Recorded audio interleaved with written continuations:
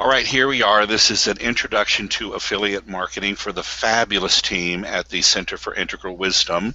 And I'm Alan Davidson, and I'm ready to get rolling. I just want to review a little bit of sort of where we've been with the pleasure course and how that can be a template for other programs and products that you can launch, and sort of the way I think of it. And then we'll get into the nuts and bolts on affiliate marketing. And this is based on a presentation that I do with my own mentoring students here. So I just edited the, what did I just do? Let's see. I just goofed something up. Here's what I did. There it is. Okay, so in my business, I think in terms of enlightened entrepreneurs, and so everything I'm going to share with you is sort of my perspective of working with people who are not only in pursuit of enlightenment for their own selves, but they're bringing that into their own business, and I call that Enlightenment 3.0. I also focus a lot in my work about making sure that we're attracting our perfect customers, and that your messaging and your marketing is really speaking to the person that are not only going to be ambassadors, buyers for the program, but really ambassadors for the work, and they really will become part of the tribe. And I think that's essential in making the kind of numbers we're going to talk about in a minute work. The Spiral of Awesome is a term that was developed by Jeff Walker. And it's really about how you scale your business. I'm going to review that really quickly, and that's sort of what we're doing with the pleasure course and the template for other courses. Just a reminder, Adam and Mark did work so hard to get the course in place, and then Mike Weiss and his team got it set up in the system, and then Adam and Mark and I worked with the messaging to come up with the pre-launch, the 3 videos, and the sales process that they used. And so that's always a test. You're always, wanting to make sure that, what are the numbers that you're going to get. And so then the second stage is you take all those original numbers and crunch them, and what do you need to do and recalibrate and improve the messaging, improve the marketing, improve the sales. And then once you've got that, you just relaunch it, and that's actually where we are right now, is that we're about to relaunch the program. And then once we've got really good numbers from that, we can do a massive big JV launch with a contest and that sort of things. And then really put people in a sequence so that they're moving to higher and higher opportunities to invest in the center and share more money with us so we can increase our impact. Any questions so far? Does that make sense? Yep. Fabulous. All right, well, great. Well, you're ready to dive into the numbers portion of this then? Yeah, and Alan, just one question. If when you talked about the Spiral of Awesome, that is the, you've got the first promo course, you've got your home study course, and then you fine-tune and recalibrate, and then you do the signature launch, then bigger JVs and advanced program. That whole process is what you mean by the Spiral of Awesome, correct? Right, and then once you really lock in on your messaging, then you relaunch twice a year, so that spiral continues. Cool. And then you develop different funnels that you move people. You always want to give people an opportunity to invest at you at the level they're ready. So for some people, that might be a $97 e-course. It might be a $297 home study course. It could be a $15,000 mastermind. So as you build that Spiral of Awesome, you want to make sure there's entry points along the way that people that can invest at different levels are able to do that. Mm-hmm. So and there's an art and science to that, but that's sort of the big picture philosophy there. Okay, Alan, I do have another question, and that is, are you saying that you shouldn't actually have an evergreen course, but instead more having like 2 launches a year with the same course and then have that only open for a special for some period of time and then close it again and then reopen it for the next launch? Or can we actually have like an evergreen program that's in our store that people can always access? Well, there's different schools of thought. I tend to fall into the product launch. I mean, you know, I'm a devotee of Jeff Walker's. So, but what I usually tell my clients is if you want to keep it evergreen, you definitely have a certain bonus package and a price point on the website that people can buy it at any time. And then when you do a launch, you can then offer a discount price, you know, like $100 or a couple $100 off that price. So it becomes a sale sort of promotion. That's a way you can do both. Great, that makes sense. Thank you. Yeah, but with the launch, you always have a sense of built-in urgency. So that really does, even enlightened buyers, you know, we still respond as human beings to, you know, here's a specific opportunity to make an investment and the door's closing and I don't want to miss this discount. So it works. Okay, anything else? No, I'm just responding. Gabby and Les, all the chats you're sending, I'm only seeing them in the box that come up above your beautiful heads, not actually in the chat box. Yeah, me too. I wonder, how can I respond? I wonder what that was. So I hadn't seen that before. So I think if you go to the chat, if you enter things into the chat itself, there'll be a record of it, and I can actually send that to you when we're done. So Gabs and Les and like anybody, because I'm like, oh, there's like a cool message box, but it's not appearing anywhere else. Okay. No, my chat is on the right-hand column, and I can see the whole length of all of the chat and comments. Me too. Wow, not me. There's gotta be maybe something on your settings with your chat with your Hangout. You might just look in there and see if they give you an option. Yeah. And T, if you hover on the very left side of your screen, there should be a translucent black bar, a toolbar that pops out in the very upper left-hand corner of that toolbar is a blue square. That, but there's only Alan's link is in there. I don't see all your comments there, so I don't. How do I switch to that? Okay. Well, also there's in that black on the left-hand side, that black translucent toolbar, you'll see a Webinar Jam Studio. That's its own toolkit. You might just click it and see if that then opens that whole chat for us. Yeah, when I clicked on the very top, it's like a blue, like it looks like a comment thing. I clicked on it, now I see everybody's. Yeah, that's the chat through Google itself as opposed to Webinar Jam. So just in the future, if you decide to use this system, know that they're different. So there is a way to see that, but see now I can't see the Webinar Jam. So like if we had 1,600 people on the line, I could see that the admins chatting, but I wouldn't see anything that you know, our students could see. So that's just a little. Should we agree then, Alan, to close the Google chat and be on the Webinar Jam so that you can see what you need to see and we can still see our notes chatting to each other? It's totally up to you guys. Now, if you want to use this, it's fine. I've just moved over here. So, but now I'm catching up.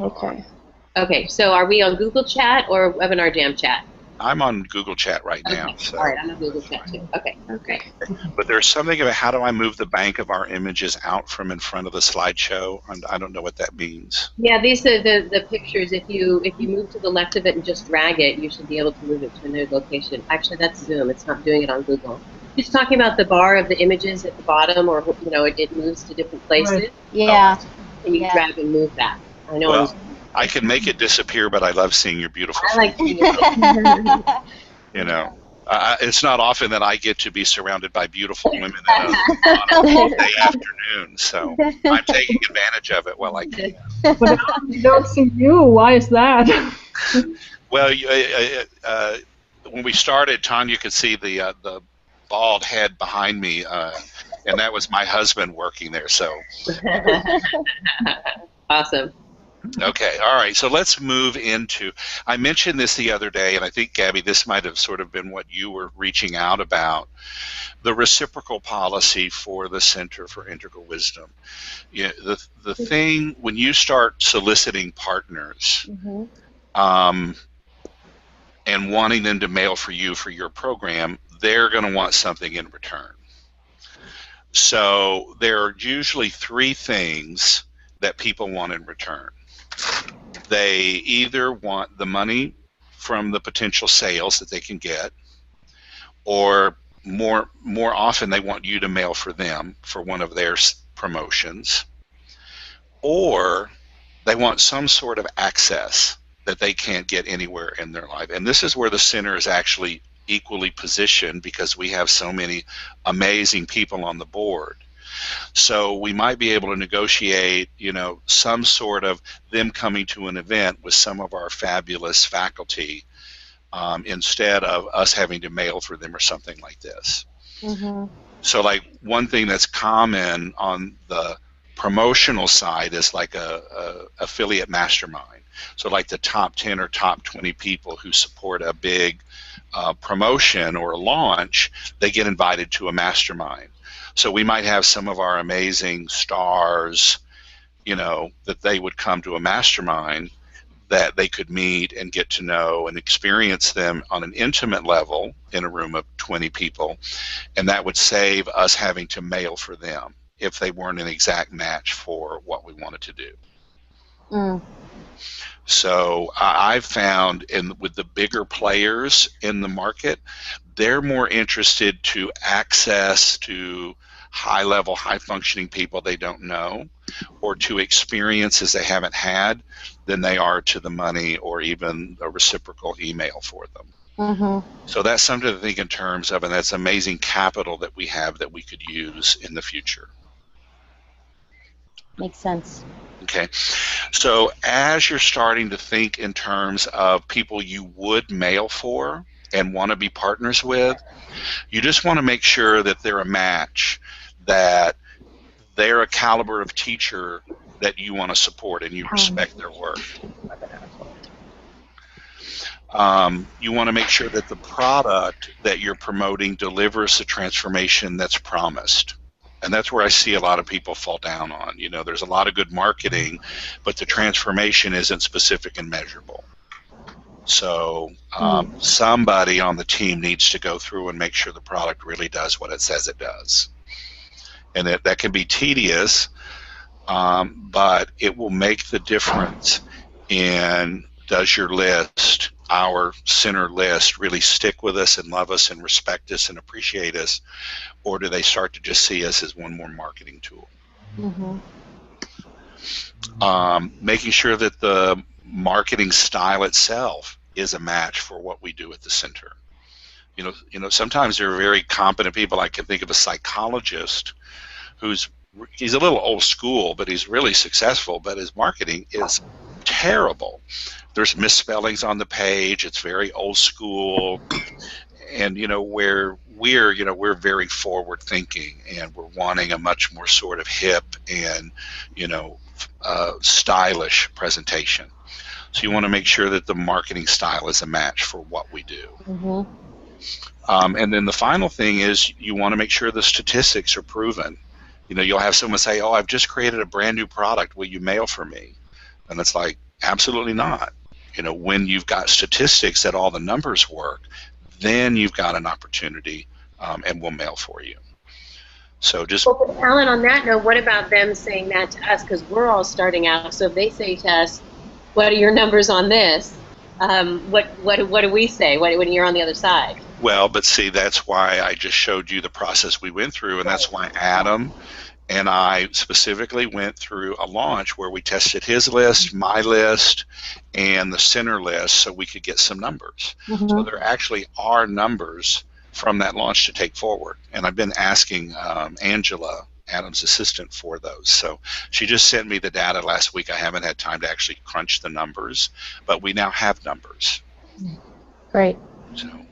So yeah, so that's why you always want to do an internal, or what I call a house promotion first. So you've got numbers to take out to partners and say, hey, the idea is that you can really brag about the results that you get. Mm-hmm.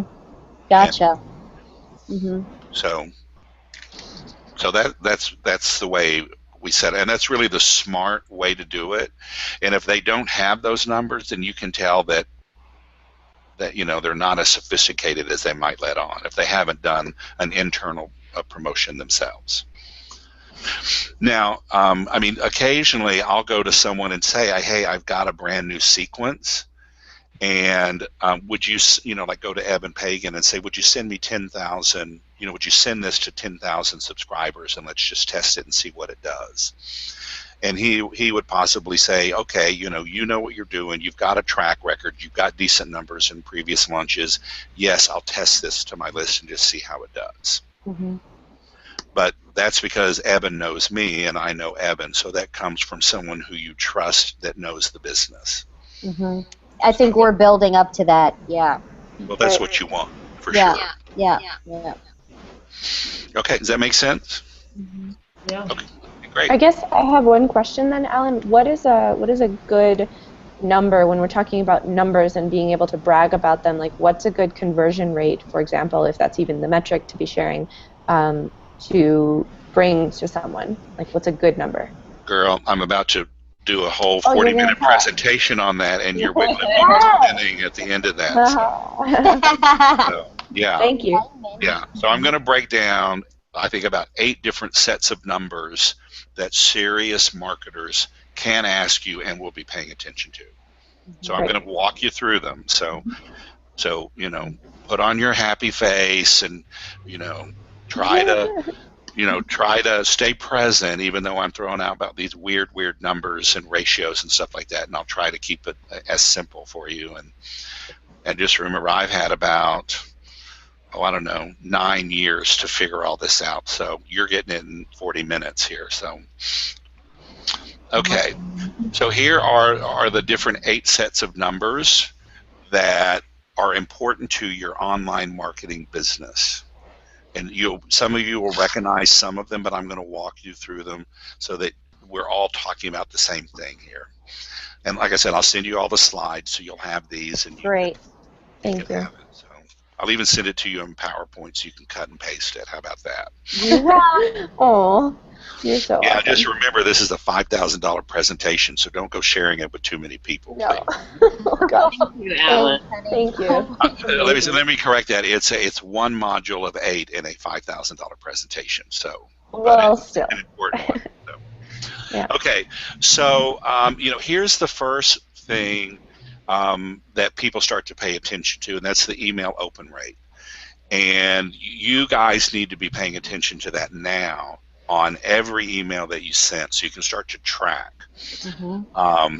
And so, as an example, if we have 1,000 subscribers on the list, and 2,000 people open one email that we send, then that's a 20% open rate. So the scale, like internet marketers, hardcore internet marketers, they might get a 2 or 3% open rate, but that's because their lists are depleted and there's not a lot of engagement. People that have really good engagement will have between 20 and 28%, something like that. If you have a 30% or higher engagement rate, then you are really connected to your list and you've got real good hygiene with your list.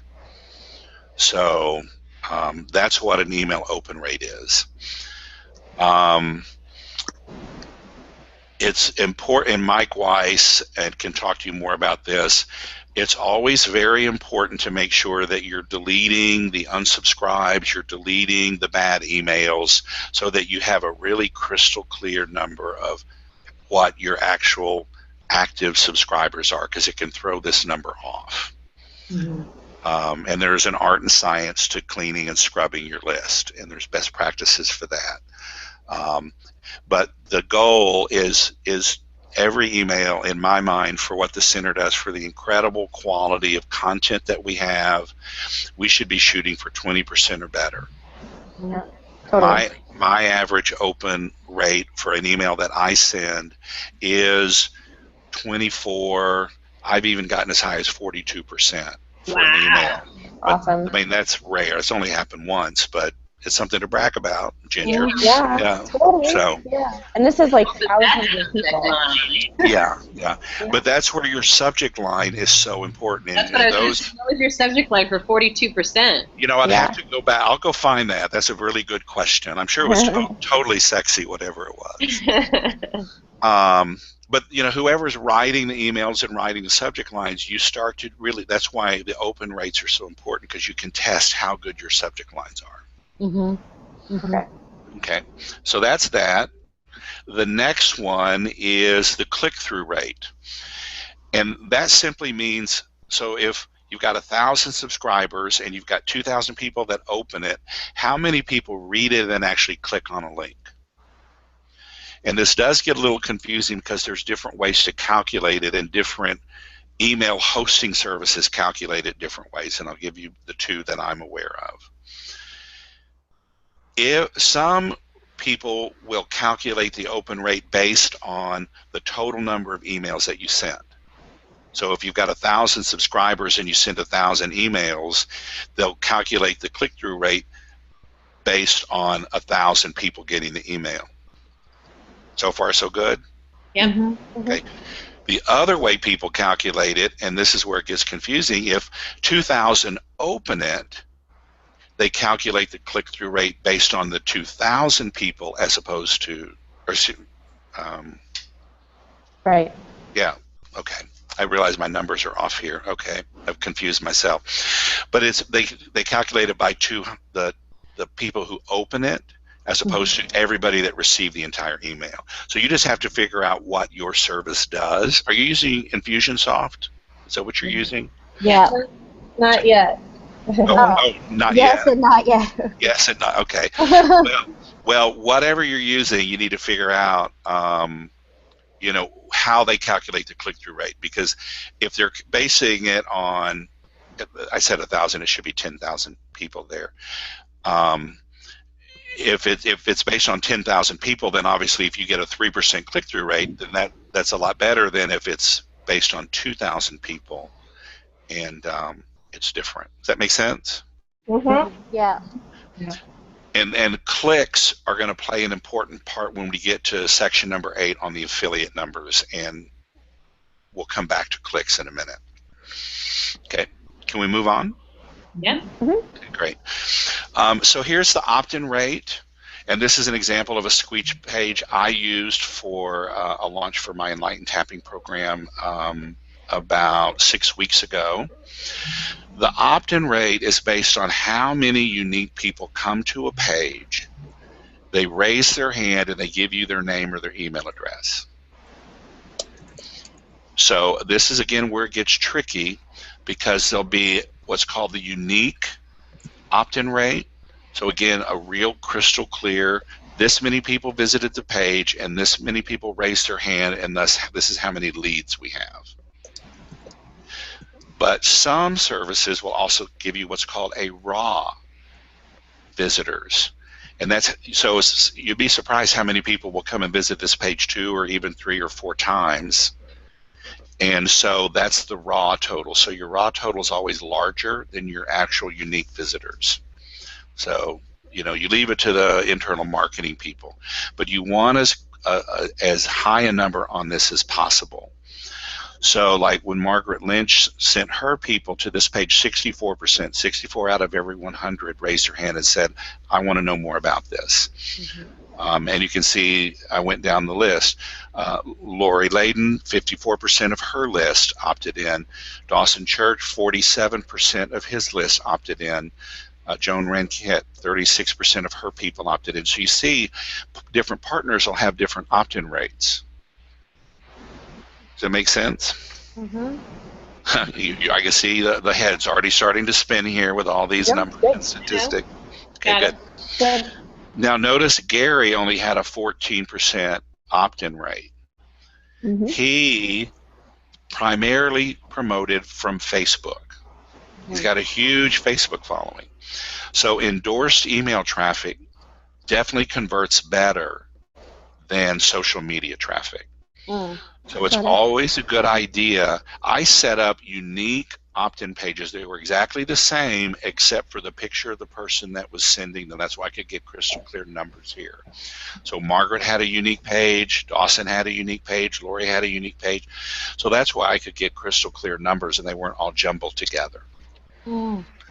So And you're using Webinar Jam for this whole thing to create those pages as well? I did. They have templates. Cool. And I've gotten better opt-in rates using other templates. So there's one in Lead Pages from Clay Collins that I really like a lot that actually allows for more text and it looks a little more fashionable, that I've gotten better opt-in rates. But if you use an external third-party thing, then it throws your Webinar Jam's ability to statistics. So I use that system for this, but I would do something a little different next time. Now, on that note of systems and tracking, because all these numbers, obviously, you mentioned Webinar Jam, was a bit extra. Gabby, are you guys hearing her echo? You guys go ahead. I'll be right back. I don't. Well, she was asking a question, so now she's gone. So Yeah, I couldn't really understand her, and I think she was the only one echoing. Did you guys pick that up? Yeah. Okay. yeah, she wasn't echoing on my end though. Oh, Weird. I think she was. Oh, she's okay. getting some headphones. Yeah. Yeah, Okay. something Is that better? No echo? connection there. Perfect. Yeah. Thanks. Okay, so yeah, the question was just in terms of the tools that you're using, because I actually even purchased Webinar Jam and then had somebody say, no, don't use it, and we actually just thought they were too ugly, and we don't I know they say ugly sells, but we don't do ugly in our work. But for this, with Infusionsoft and the tools that CIW are using, are we going to need Webinar Jam or anything else for landing pages, or I know I use Entreport, and Entreport has a landing page creator. I'm assuming that Infusionsoft has ones as well. Or what other tools or resources should we, as a team, be looking at? Well, so I mean, that's a Webinar Jam created page right there. That's not terribly ugly. Okay, no, not at all. It was more of the landing pages we couldn't put in graphics, and we were having problems. And this was also a year and a half ago, so I'm sure they've upgraded a lot since then. They have updated, but you can also do all this through Google Analytics. Okay. And so whoever the Infusionsoft expert is and the affiliate tracking person is, you can use Google Analytics to get these same numbers. And Google Analytics will give you unique opt-in rates, page visitors and all that. Okay. So and so what would be the benefit of using, because obviously the center will go with free anytime we can, so Google Analytics versus Webinar Jam, would there be a case for making it, or we can get the 80-20 with Google Analytics? The 80-20. Oh, I'm sorry, Pareto's principle, like you can get 80% of the value, like, there's not like Webinar Jam has some key piece that if we don't use it, we're missing. Yeah, I thought that's what you meant. I just wanted to make sure I understood what you were saying. So, yeah. Okay. And everybody else, too. All right. Yeah, okay. Well, the thing about Webinar Jam is you can still use your own generated pages from Infusionsoft because they integrate. So, you have to determine, but it's just, whoever's pulling your numbers is going to pull them from 3 places instead of 1. Okay. So, so just know that. But the important thing, it's more important. So think in terms of, if you're looking at ultimate sales based on, the total number of leads that you get in a promotion, if 64 people out of 100 raise their hand to give you their name and email address versus 14%, that gives you, 50 more customers to speak to and reach and convert in your sales.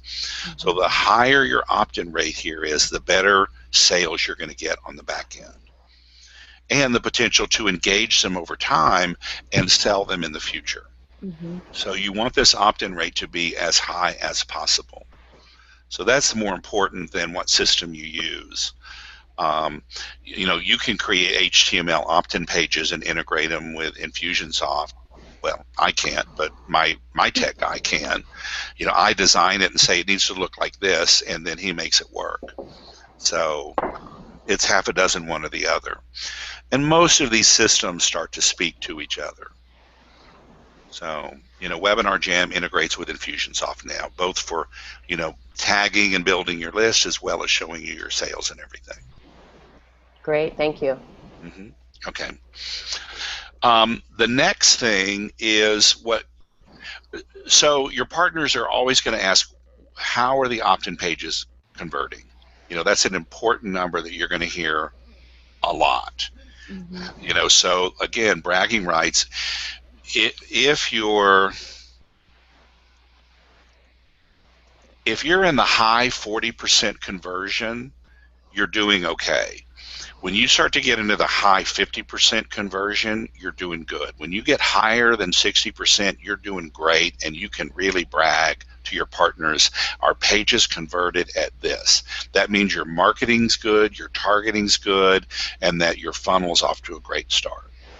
So those are, you might want to just write those down, sort of high 40s are good, high 50s are excellent, above that is fantastic.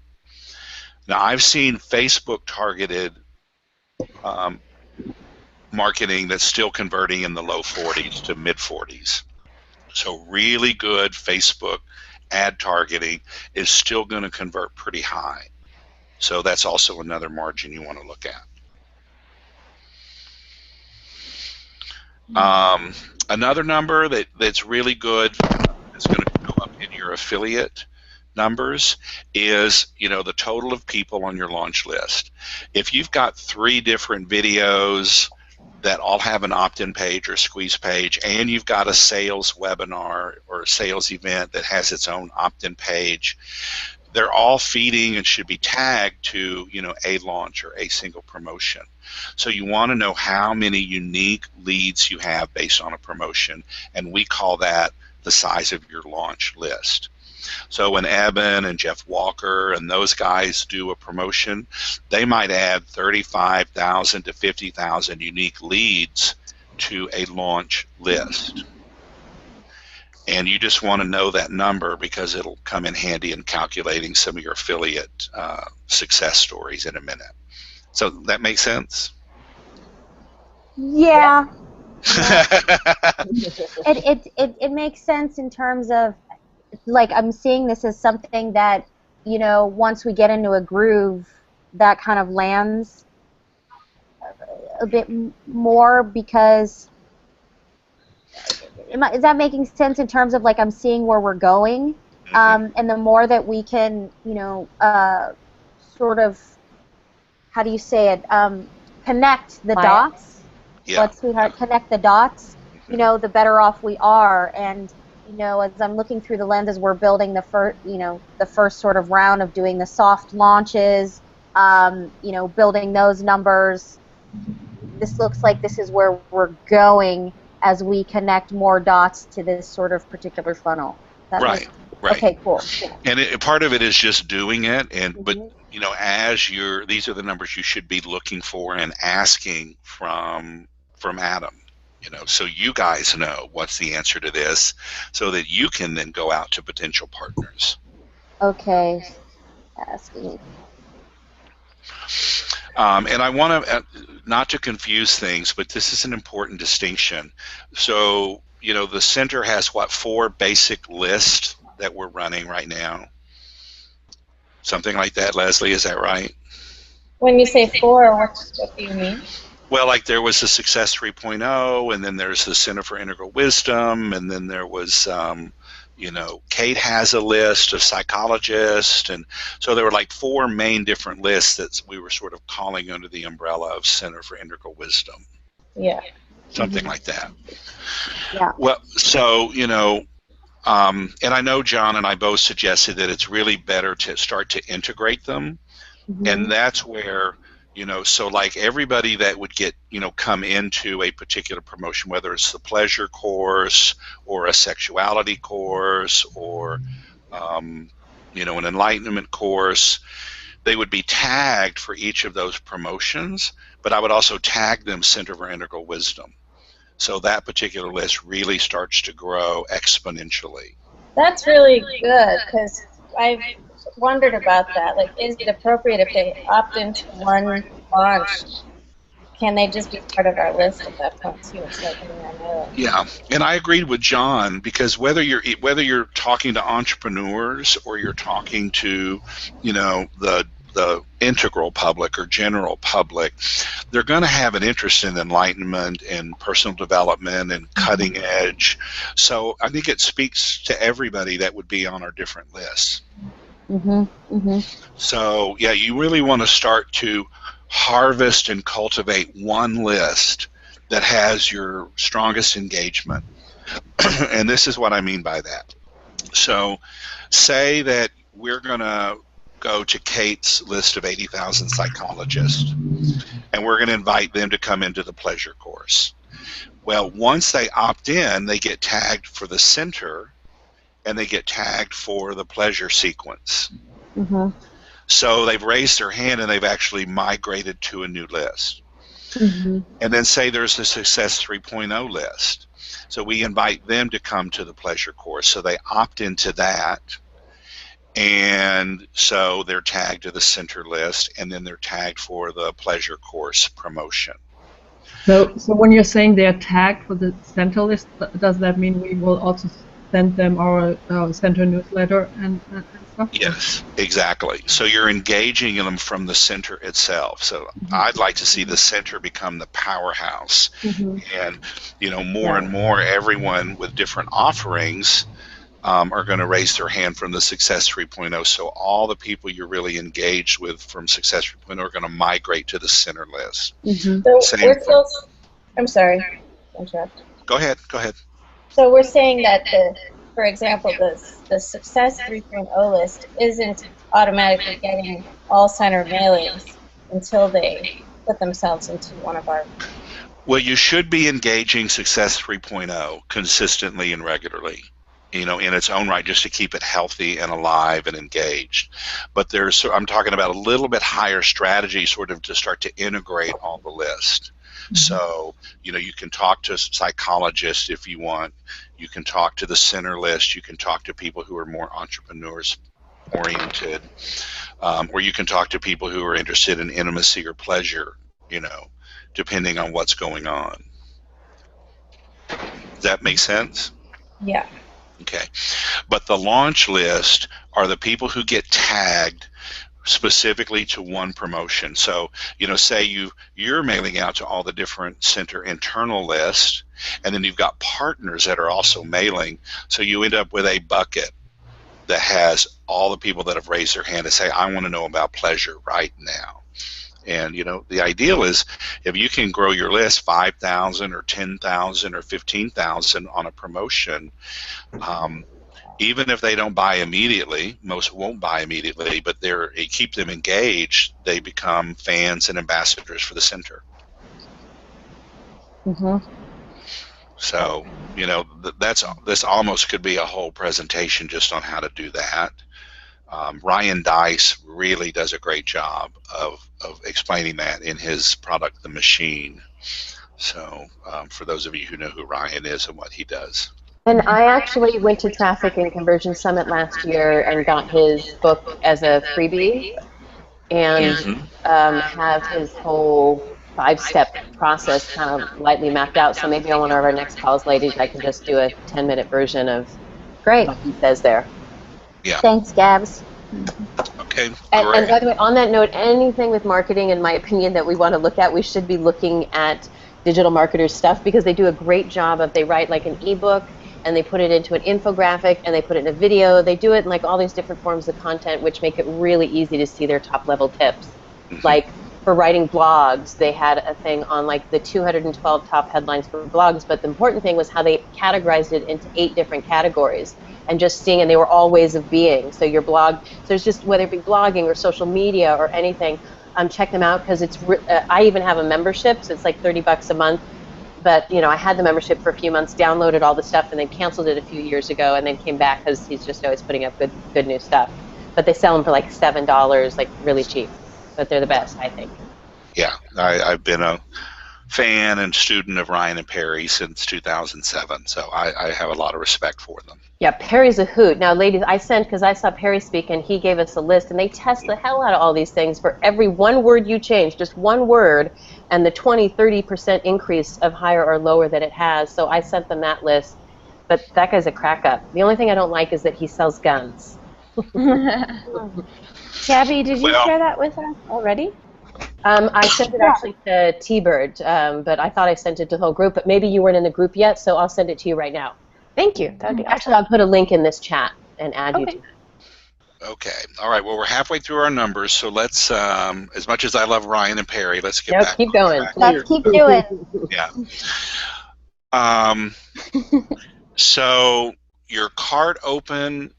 So what we call cart open in a launch is when you move from just promoting your videos and sort of engaging people to when your shopping cart actually opens and closes. And that's called the cart open and close sequence. So what we did with the Pleasure Course was Adam and Mark did a wonderful webinar. And so that was the first time people could actually buy the Pleasure Course, was at the end of that presentation. And so we call that a cart open event. So again, even the people that are on the launch list, you're always training them to take an action on your behalf, to click on a link, to opt in for something different. So even though they're already on the launch list, you want to invite them to register for your sales webinar. So there's the number of people who register for a webinar, and then there's the number of people who show up to the webinar, and they're different. So you're always wanting to get as many people to show up live as you can. There's an art and science to that, and all these numbers are going to make sense when we get to number 8, when we start crunching the affiliate numbers, because you start calculating dollars for an affiliate based on how many people actually show up to the webinar, or based on how many people actually raise their hand and join the launch list, or click on a link. So it'll make sense in a few minutes. But that's just an important number of, you have a sales event and how many people show up live. Okay, make sense? Yeah. Pretty simple. And then also within your software, whatever you're using, you should be able to say, okay, so we had 1,000 people register, but we had, the average is 25 to 30% people show up. So if you're doing better than that, you're doing really above average. But you've got 30% who show up, and then it's like, but how many actually stay for the full 50 minutes or an hour and see the offer? So you actually want to know how many people showed up, and then how many people stayed for the whole time and actually saw you make the offer and saw the buy link that comes up. So again, just a nuance there. And then the actual conversions of sales that happen during the webinar and during the whole launch. You want to know both of those numbers. If the traditional online marketing is between 1% and 2% sales conversion, when you get into a launch, you can start to think in terms of, you want 4 to 6% conversion of sales. If you do better than 6%, you are doing really good and you've got lots to brag about. So the most successful promotion that I've done was 12.5% of the launch list bought the product in the end.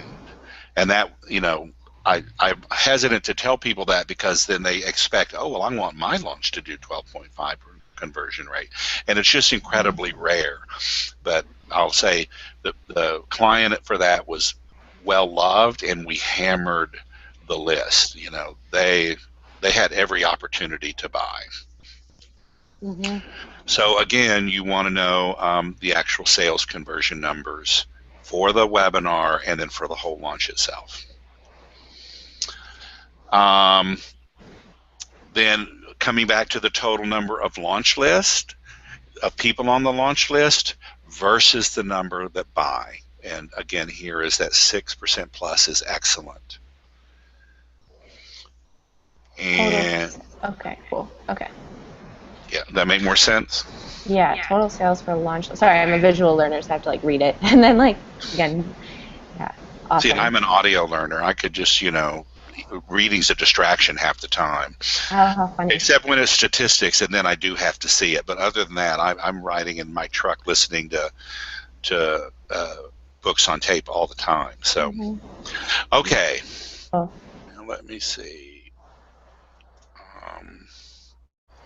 My screen didn't change, so hold on just a second. Okay, now. It might be a lag. It is changing on ours. Okay, good. Yeah, well, sometimes it doesn't. Okay, so you changed the screen there for you guys. Okay, so the two numbers that your partners are going to want to know, hands down. If they don't ask these questions, then they're not serious marketer. It's the opt-in rate and the dollar per click and the dollar per lead of your launch. Those are absolutely the core numbers you need to know to be able to share with your partners. And I'll explain how that works. It's interesting when you talk about JV partners, if they're serious marketers or not. I could see, some of the people that we're looking at are and aren't, because we're such, a hodgepodge of different people. Like when we ask John Gray, he'll be like, sure, but you mail for me, or Sally Kempton, not really, going to ask us those questions. But then when we connect with you or Eben or, whoever else, maybe even Mark Devine, these will be some of the, just ways that we speak to these different people, as I'm noticing, like, who are we going to reach out to? What are they going to need? Who do we start with first? The people who might not, like the Sally Kemptons and the John Grays, who they have a nice devoted list, but will help build our numbers. And then as we do that, then begin to create, step more into this sophisticated sort of marketing world and approach sort of the big guys in terms of strategy. Question mark. So let me tell you a story. So, how many of you know who J.J. Virgin is? Yeah, totally. And the Virgin Diet. And she's New York Times best-selling author, top PBS special and fundraiser. She's obviously into the diet, and it's basically a paleo diet, all dressed up, but with no sugar and no processed foods and yada yada yada. Very beautiful. She's late 50s and looks like a runway model. She moved into the health space, and the health space at the time she really started working was very similar to what you just described, T-Bird. It's like, John Gray's got a good list, Sally Kempton's got a good list, but they don't really understand these numbers. She took it upon herself to start educating all the other people in the health space about affiliate marketing so that they could be better engaged with their own list, start to understand the important numbers that were beneficial in the sales process, so they would be more successful in their own businesses. Nice. We have the same opportunity in the enlightenment and integral space to start being a leader and showing even some of our own board members and partners how to be more successful in their own business and how to be good partners for us. Nice. So Sally Kempton probably is never going to care a whole lot about opt-in rates, but somebody on her team should. So so by understanding this and being ambassadors for best practices for running an online business, I've had a conversation with Sally, and she does a lot of things through the Shift Network.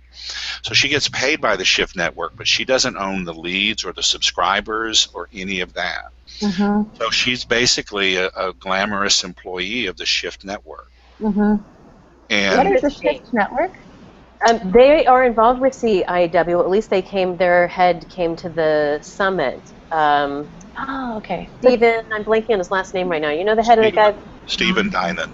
Diamond, yes. And my Diamond. friend Ben Diamond. Hart works on his stuff as well. And Kate, I introduced her and Steven. So leads into my next question, Alan, was if we look at our network, both our board members and even people that aren't in our network yet, if you have like a brain dump either in the chat or at another time of like who you think would be the top 10 people for us to reach out to partner with, that might be a really good starting point. And I love the idea of helping them, because you think of people like Barbara Marks Hubbard. I know her team is not managing her list, and I know we've already got her working with us with our list, but she's the perfect example of that's what we could sell to them, is like, not only are we going to mail to your list, but we're going to show you how to mail to your list. Right. Well, and you know, I was there with Mark when Barbara and Daniel and he filmed their course. So I was in her living room for a week. And when the first night I met her, she said, "Oh yeah, I do most of my teaching through the Shift Network." And I said, "Oh, well, you haven't grown your list in a while." And she looked at me and she goes, "You're absolutely right. And I've been wanting to do that." So, you know, the reason that the Shift Network is successful is because they take the Andrew Harveys and the Sally Kimptons and the Barbara Marks Hubbards who don't want to know about marketing or like marketing, and they do the marketing for them. They also keep the lion's shares of the profit, and they keep the lists that they're growing. And if you listen to John Benson or Evan Pagan, you'll hear them say over and over and over, your list is your business. Yeah, John Benson, the other day I was talking to him, he said, maybe this was you as well, he said, only mail on days you want to make money, because people are like, how often should I mail? He says that all the time. Yeah. Well, I think that sounds like a hardcore marketer to me. Yeah, it does. We know that our mission is a little broader than just making money. Yes. And we also know that it's imperative that the center learns how to fund itself and not only support itself, but then actually be able to go out and support other things that we believe in as well. Yeah, I like to I take John Benson's, I'm on his list, I'll even take one of his actual emails, and he does fitness, and I'll just change it for relationships using the same kind of thing. You know, in terms of how often we're mailing, I think we're doing 2 a week now. Is that what you guys are doing there? That's the goal. Yep, that's the goal, 2 a week. Okay, great. Well, listen, we're closing up on my time that I have available, and we just have a few more numbers here. So I just want to make sure you're the dollar per click and the dollar per lead, and I'm going to show you how we calculate those. So here is the dollar per click. So again, we go back to the unique clicks from all the different emails that were sent and all the different endorsed emails from your own house list as well as all your partners. And that'll give you a global click rate for the entire launch.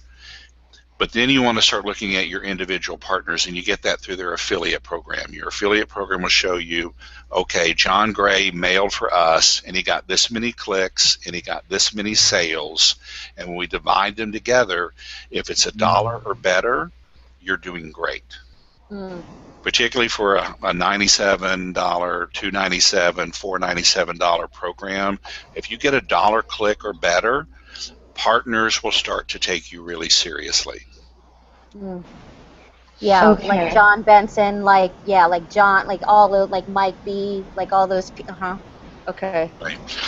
And then if you start doing better than that, you start getting to $2 a click, or, you know, I mean, you know, Jeff Walker and all those guys, Eben, they sell $2,000 programs. Right. So at $2,000, it's easy to get $10 a click.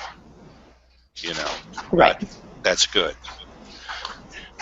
Now here's the other one. It's the dollar per lead, and again, it takes the unique number of subscribers who opt into your launch list divided by the total of affiliate payout, all your affiliates together, and then that gives you, usually, you know, it's a dollar amount. $2 per lead is gold, and you start going up from that, and your partners will be very, very happy. And you'll get people who realize, oh, they're serious over at the center, and they know what they're doing. They've got their funnels tightened down, they're testing, and they're getting great results. So, Alan, it seems like the best, well, the way to go for us is particularly one, get clear on who we're going to reach out to as we're developing our affiliate program.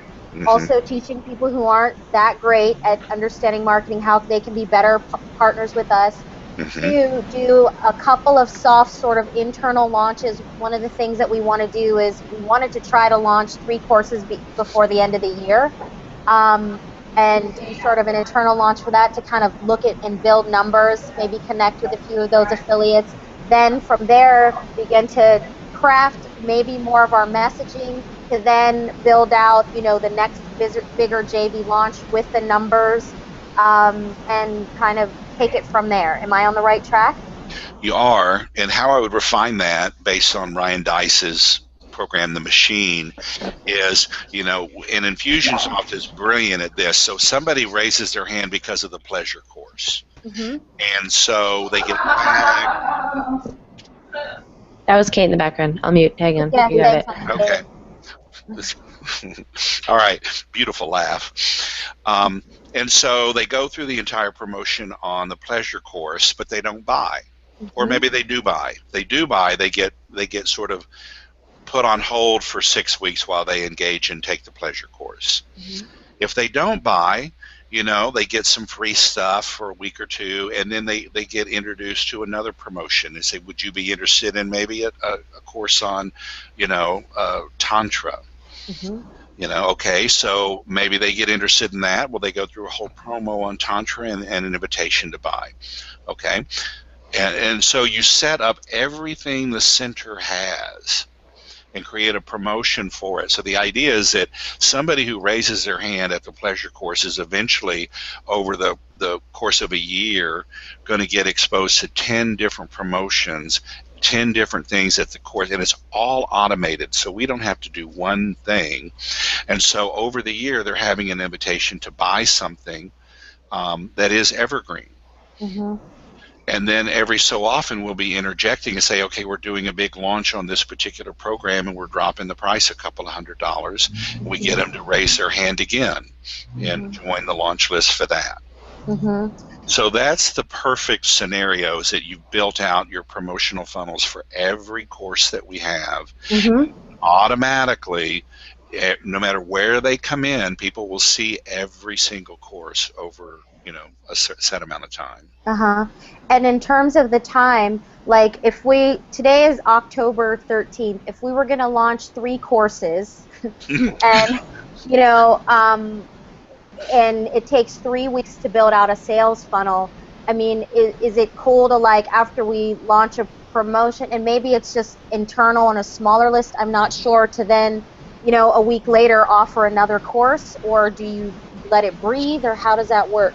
Well, I like letting them breathe for a few weeks, by engaging them with just some free content, no strings attached.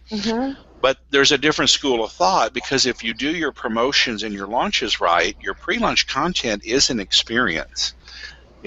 I believe that every pre-launch video or piece of pre-launch content delivers an experience of your program, so whether people buy or not, they're transformed just by the little taste that they got from the free stuff. So it's healing and helpful whether they choose to buy or not.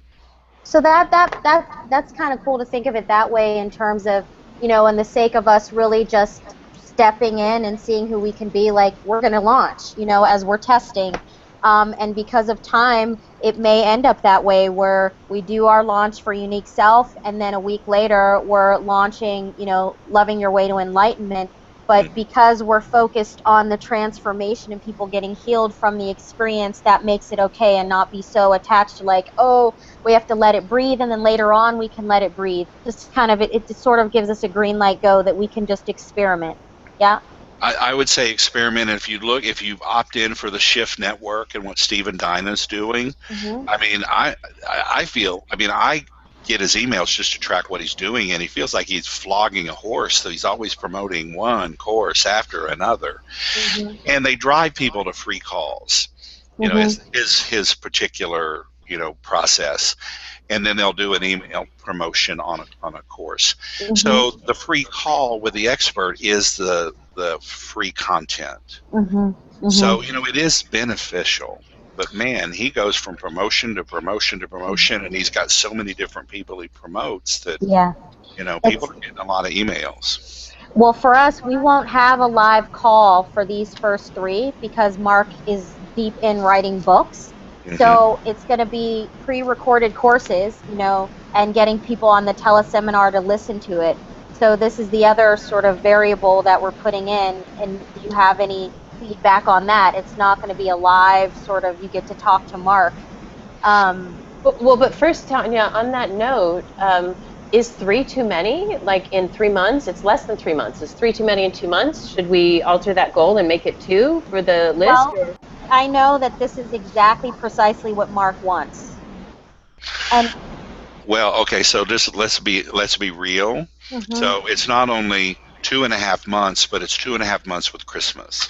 Yep. Right. Yep. So, yes, you can promote things after Christmas, Mhm. but you really have to have your messaging and your promotion dialed in. You don't want to be testing something new in the week after Christmas. Yeah, because you may want to do a launch and set yourself up for a launch to happen after this game, but before the next game. So it's like put in place as much as possible or done for the 1st of January. I'm just, wondering with what we've heard here and what needs to happen for those launches, and maybe I'm making a bigger deal out of it, but 3 between now and December 18th or 21st seems like a lot.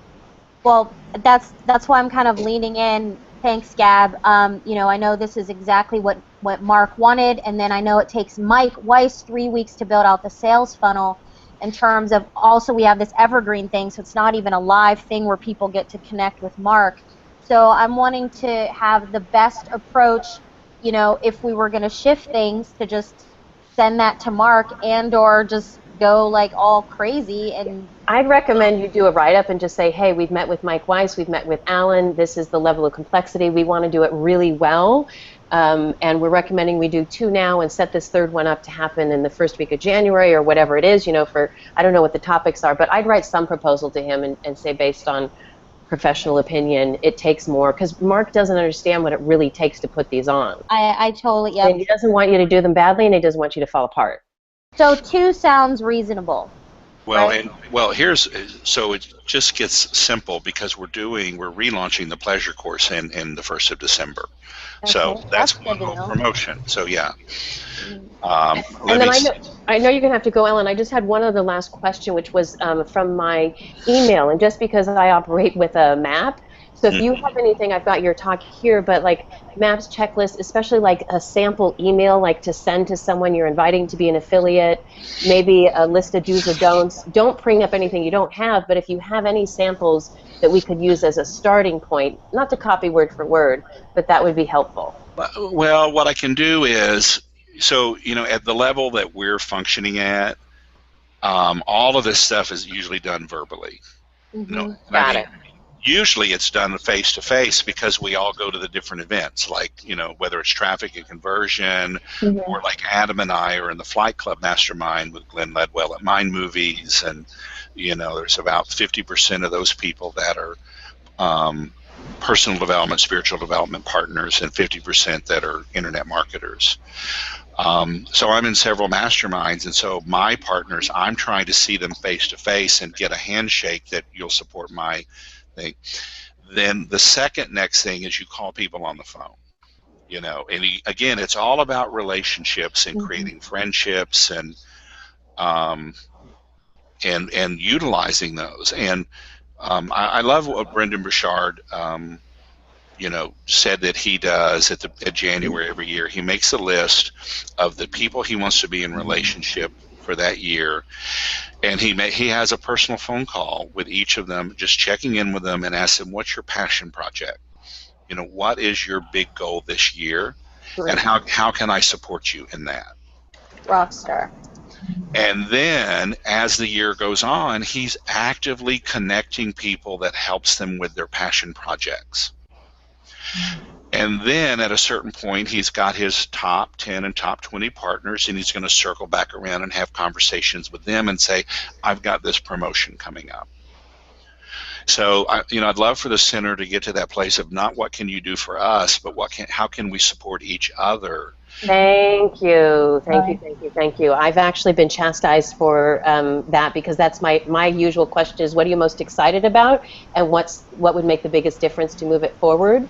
But we're trying to marry that with also, honoring what are the goals of CIW. We don't want people coming to CIW as a mastermind, but we really do want to genuinely blow wind in their sails. So usually people's responses then they want to reciprocate. Yeah. Right. So yeah, let's keep that message out as well, because I know that's been a challenge sometimes. But to come back to your original question about an email, what I'll do is I think I've got a couple of Mind Movies emails that go out to all their partners, and they've got 1,000 partners, and it's sort of here's the next thing about our big launch. So they're first in class. They're a law of attraction company, but they're a $4 million a year company, and so we can get all highfalutin about enlightenment and integral wisdom on our part, but they're doing good stuff in the world, and they're making a lot of money doing it. Great. So I can pull up one of their emails and forward it to you to at least look at. Okay, and so I have a list of page I'm creating of board member engagement, and so I'm going to add this as one more way that the board members we can engage with is looking at what's their mission and ours, and if our lists can be mutually supportive or some way to be mutually supportive. So thank you for that idea. And just quickly, Alan, doubling back, were you going to finish something about saying you were going to launch Pleasure in December? And yeah, did you have December 1st. Okay, December 1st, and any other information you had in terms of like 2 launches? That's one of the courses, and then maybe one that I'm doing that we launch, and the rest after 2016. Yeah, well, so if you do one more, then that's great. That gives you 2. Okay. And even if the third if you decide you want to go for a third, yeah, and you do some guerrilla kind of if you've got a pre-recorded call with Mark, yeah, and I'd love to see. I just did. Was in Denver shooting videos for Brad Blanton and the Radical Honesty launch. Cool. And he really moved his First Lieutenant Tabor into being his partner in the course and in the marketing. So I'd love to see the center not all be about Mark, but people who are who are leaders in the different niches, that they can help take over the heavy lifting of some of the marketing and the calls and the bonus calls in addition to Mark. Oh my God. And that was one of the number one pieces that I heard as feedback from the summit is people love the ideas and love Mark, but it's dangerous to have one person be a figurehead of any organization, really. Especially with the spectrum of board members that we have. There's no reason in the world not to take full advantage of that and monetize that. Yeah, I think that's going to be a really great thing that we work, that we move towards. And as we continue to go on, any ideas that help us do that, because right now a lot of the content we have and the courses that we're doing are all Mark, in the books. I mean, there's some books that are other people, but we're kind of moving in that direction, and we're kind of just needing to sort of start, build our numbers, get through sort of the initiation phase, kind of like that. Right. Well, there's no, it's like Adam and Mark did the Pleasure course, and I really pushed Adam to be part of the sales process and share that, so Adam can do some of the heavy lifting on the bonus calls as well as the sales call, because he really wants to be a partner in that West Coast Dharma mastermind that they want to create. So it's like, well, the reason how you become a partner is people get to know you and trust you in the course, in the marketing, in the support. So. And lastly on that, just in terms of Adam doing the heavy lifting, like on these evergreen calls of Mark's courses, if it's not live, then there's going to need to be someone else doing the selling on the call, right? Right. Well, and I don't think Mark should be the seller necessarily. And in terms of if we're going to leverage other people who are in it, would we connect to someone, or would that be me who's selling it on there, even though I'm not the, big name who can, sell the other products? Like, how would that work? Well, first, whoever's doing the selling needs to convert, for one thing. So that's first and foremost. And that's called the closer, by the way. Okay. So, and the way you frame that is, you know, whoever's going to be doing the selling is my co-host on this event. And, you know, why there's a good reason you're the co-host, and that you're sort of, there's some back and forth. It's not 50 minutes of Mark and then, oh, I'm going to turn it over to Tanya here. It's, you know, people are getting to see and experience you and trust and like you through the process. That's what works the best. Okay. It seems the name comes to mind, and I know we're 17 minutes over, so we really should wrap for his time, but I just want to put out the name of Mike Weiss. Would probably be excited to do that and be an awesome person to do it. He's great at the close. Yeah. So Okay. I've never seen Mike close, but I would say that's worth testing for sure. I had a quick question to just about logistics. How does one use Infusionsoft with a merchant account to track affiliates and establish payments and payouts? Yes. Can you, or is that the question?